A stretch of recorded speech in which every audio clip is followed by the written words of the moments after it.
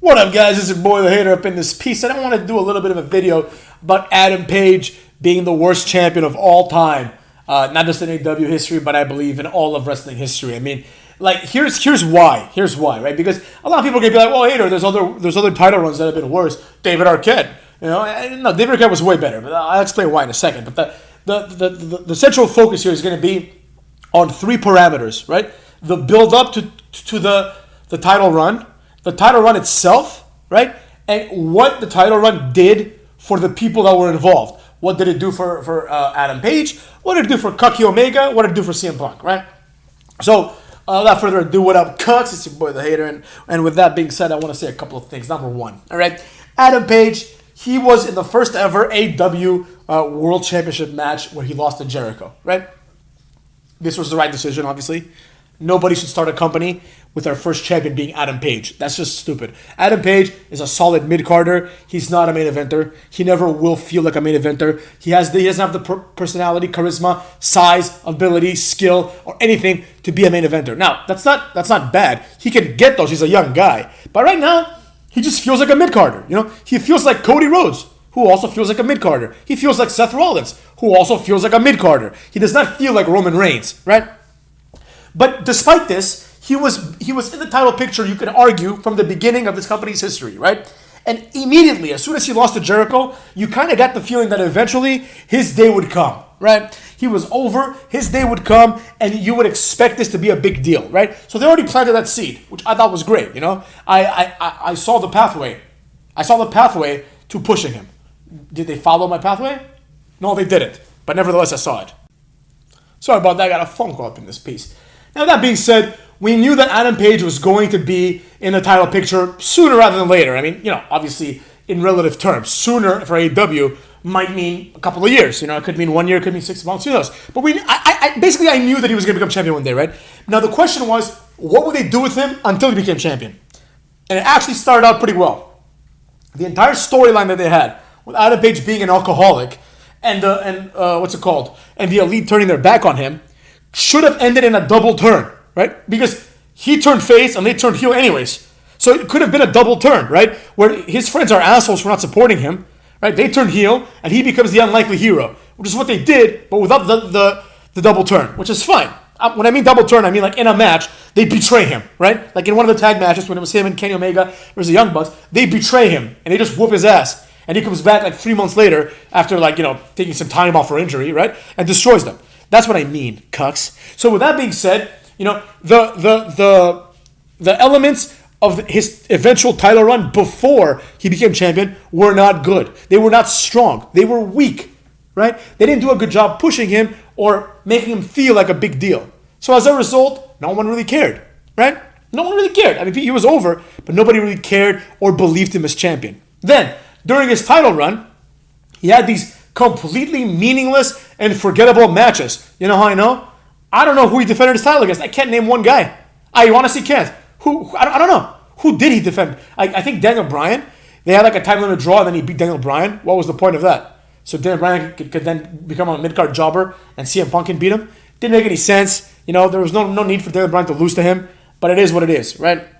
He didn't even defend. He didn't even help elevate anybody even in the slightest. Like if you had like a pay-per-view match, let's say with Aleister Black or Malachi Black, I should say, then that could help elevate Malachi Black. Now, they're not going to do that because Malachi Black is not a main eventer. He's not going to sell any pay-per-views. But that's also a testament to how not good of a champion Adam Page is. Because he was so bad that nobody really cared. Nobody really gave a rat's ass about him as champion, right? Nobody was like, man, you can put this guy against anybody and it's going to sell tickets because they knew that wasn't the case, right? Now, moving along to after his title reign, like where we are now, right? Him losing the title, does it feel like a big deal? Like when Roman Reigns eventually loses the title, it's gonna feel like a big deal. It's gonna be a shock to the system because you're gonna be like, oh shit, like the thing that I'm used to, Roman Reigns being champion, just isn't the thing anymore. That's not happening anymore. What do I do now? Who do I root for now? The new champion? Or do I want Roman Reigns to become champion again? In this case, you don't feel that at all. In this case, it's like a foregone conclusion that CM Punk was going to win, in my opinion at least, right? And that CM Punk is a bigger star and therefore he's going to be the champion. It's really that simple, It's really that simple. So the question then becomes, where does Adam Page go from here? I don't know. And I don't care. As far as I'm concerned, he can have his rematch. We have Forbidden Door around the corner, so, that gives him some time to figure it out. But the reality is what the reality is.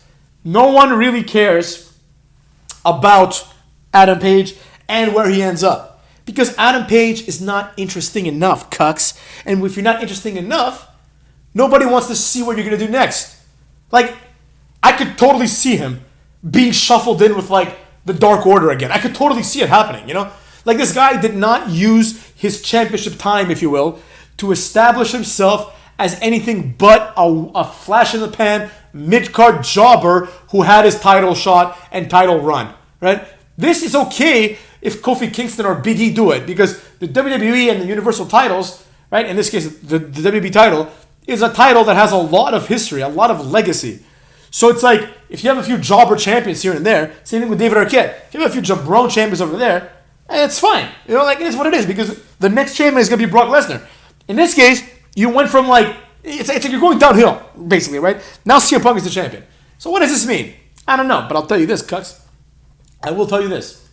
They had an opportunity. Every time someone is champion, there is an opportunity to elevate this person to the main event. It works sometimes. Like Finn Balor being the first ever Universal Champion. That's something he can put on his resume. He was the first ever Universal Champion. Now, he was a champion for one day, but the facts are what the facts are. They used that win to elevate him, to suggest that somehow Finn Balor is like the future of wrestling, even though he's not. And that has paid dividends. At any given pay-per-view, Finn Balor could be in the main event, challenging for the world title. He's always going to lose, but he could be in the main event. Adam Page, I don't feel like this title run got him there. He's not on the level of CM Punk, Daniel Bryan, Moxley, Kenny Omega, Christian Cage, obviously Sting, you know what I mean? And a few other guys like this that could feasibly be in the main event at any given pay-per-view. Generally speaking, he is just a guy who's going to have to earn it all over again. He did not establish himself as a world champion. He's like a Miro. He established himself as the next Miro. Who cares? So, and I'm not saying this is his fault. This is the fault of AEW and the booking department, because they gave him this meaningless title run that was rushed. It's extremely important that if the title is won through a long journey, that the title run be a long and fruitful title run, right? A memorable one. It can't be some jobber thing, like when Bray Wyatt eventually won the WWE title the first time, right? It didn't matter. He was a transitional champion. He won it so that Randy Orton could beat him for it. That was the entire point. It was like, how do we get this title from AJ Styles or Cena, whoever had it at the time? I think it was AJ Styles. How do we get it from him to Randy Orton? Well, we want to do Randy Orton versus Bray Wyatt because they're kind of in a program, and Randy Orton won the Royal Rumble, so we'll just give it to Bray Wyatt. How about that, right? That's exactly what happened. You know what I mean? Nobody cared that Bray Wyatt was champion, right? And in my opinion, that's what killed his mystique.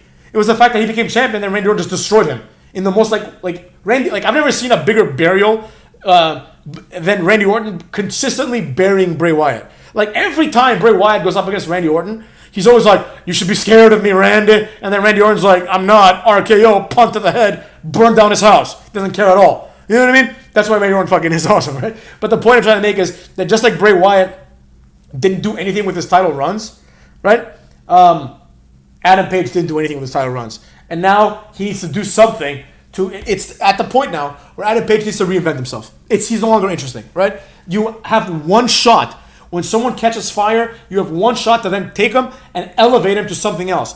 And you cannot do that just by having him be the champion. You have to have him do these amazing matches, right?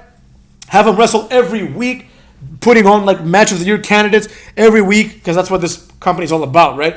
Or having him cut promos that are promo of the year candidates, right? That's the only way. You can't just pretty much just wrestle your laurels, right?